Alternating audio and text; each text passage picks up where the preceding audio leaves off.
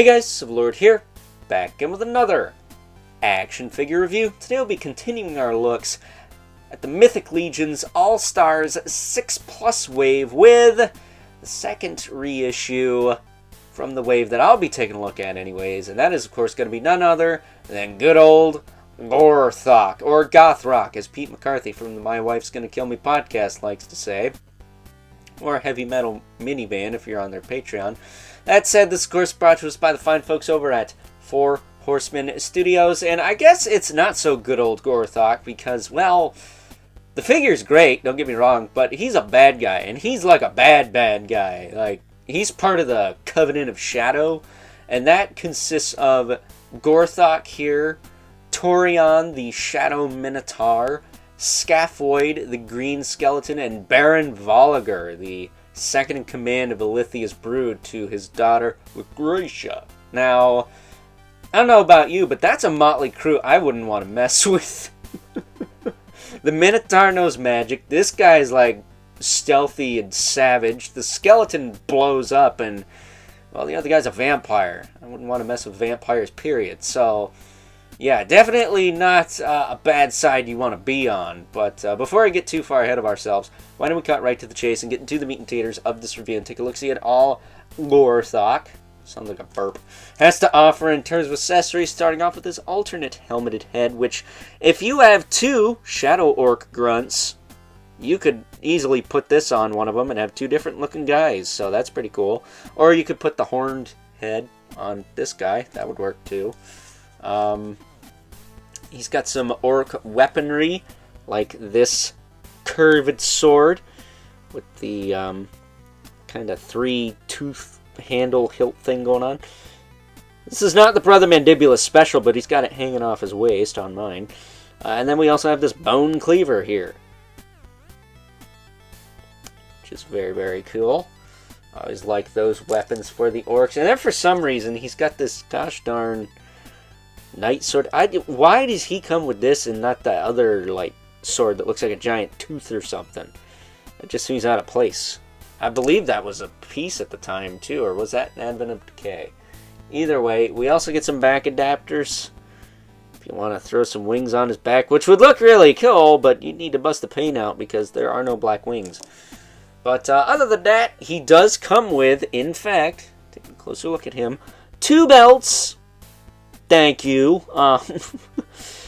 Which is awesome because I almost wonder if the original one came with these or not. This guy came out in the, well, Covenant of Shadow wave, and in that wave, I believe, was also the character Khador, and he came with two belts. I've actually looked at that figure on this channel way back in 2021, maybe?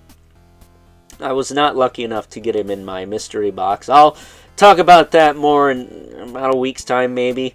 I do have a video talking about those. A year late, but, you know, what do you want for free? But at any rate, he does come with the two belts. I like that, because he got two pauldrons. If you got two pauldrons and one belt, that's just stupid. Come on, man. But as far as articulation goes, it's the standard, you know, Mythic Legion stuff we're used to seeing. His head is on a ball joint. It's easy enough to swap out. I will say this unhelmeted head that comes packaged on him, a little tighter than the alternate head, which I kind of prefer on him at the moment, but I think he's going to be rocking that unhelmeted head because it's got some face paint on there that looks really cool. Now, this isn't like loose or anything, but it does not take a lot of effort to pop off, so I do like that. That's nice. A nice quality of life change there. The pauldrons are, of course, on swivels, so you can move them out of the way, so you can move the arm back and forth. You can hinge it out, back down. Single jointed elbow, which gets about that far, not a ton. He's got swivel at the gauntlet as well as in the elbow, and swivel in the wrist with the wrong hinge for holding stuff. Come on, man. But, you know, that's what it was back then. Gotta remember, this is a reissue, not a version 2. Version 2 will have all the new parts, I hope. Torso can lean that far back, that far forward. He does tilt a little bit, and he does have a waist twist. It is not the tightest on this guy. I might have to pop him apart and see if I can't adjust that ball peg Or just pop and swap some parts with the Shadow Orc Grunt. That ain't that hard. But, kick his leg out to the side, back down, forward and back. He's got a thigh swivel. Single jointed knee. Get about 90 out of that. Swivel below the knee. And he's got a ball hinge in the foot. Do all that good stuff. And peg holes at the bottom of the feet. So, cool figure. I like him a lot. I like the fact that he's got 2 freaking straps. That's like a big deal with me. But, you know, it's a character I kind of don't see us getting an upgrade of. I think this is like it. And he kind of does fall in line with the Shadow Orc Grunt. They use a lot of the same parts, you know, especially in the limbs. So, you know, they do match, and that's kind of nice. But, you know, it would be nice to see an orc with some new parts instead of the same old stuff we've been getting for a while now. But I will say, for value, this guy comes with, like, the most stuff out of the reissues. So he feels less like a Jip than the other ones, even compared to my beloved red skeleton Clavian that y'all like to hate on for some weird reason. So, with that being said, it's time now that we move right along and take a look at some size comparisons. First up, here's good old Gorthokk, or I guess in this case, not so good old Gorthokk, alongside a fellow member from the Legion of Aerithir. Both are Shadowhorn, who is a faction-jumping son of a gun, because if I'm not mistaken, he was part of the army of Leodicius. Now he's part of the Legion of Aerithir, even though I think somebody he hates is in the Legion of Aerithir, King Bromden Ironjaw. I'm not sure about the whole family rivalry amidst the dwarven race, but there's some BS going on there. And we also have my kit bashed, pop and swap, whatever you want to call it, orc skeleton, utilizing the skeleton raider as a base with the skeleton monster feet from the skeleton hands and feet pack from Necronominus. We got that belt from the belt pack I mentioned in my review of the skeleton raider a few days ago now.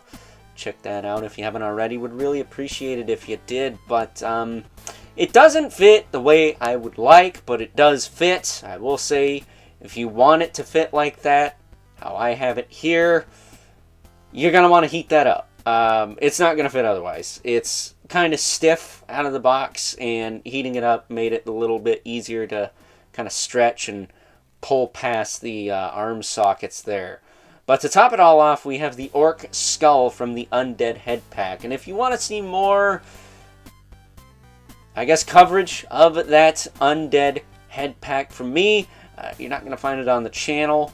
I don't do that type of stuff here. But you will find it over on my Instagram, where I will have pictures of not only this kit bash, pop and swap, whatever you want to call it, but I'll also have some showcases of the other alternate heads from that head pack. It is at overlord.productions, dot as in period, not dot as in the word. So, that's all out of the way. Let's get these guys out of the way, so we can make way for our 2 regulars. Brother Bendibilith, who shops at the same armor store as Gorthokk here, clearly. Same boots, same gauntlets, same shoulder pauldrons, possibly same not loincloth, but belt as well. That said, we also have the infamous 11th Spawn, who, as usual, towers over everyone. So with that being said, it's time now that we wrap things up with some final thoughts. Overall, and of the 4 actual All-Stars characters from this particular wave, I have to say that Gorthokk is not only my second favorite, because like Clavian, I actually did vote for this character, but he also appears to come with the most stuff. He's got 3 weapons, a set of pauldrons, 2 belts. That's a big one for me, because if you got 2 pauldrons, a bare chest, and only 1 belt, that just sucks. It looks weird. That said, on top of that, he also comes with an alternate head, the unhelmeted head. So As far as bang for your buck goes, good old Gorthokk here is your man.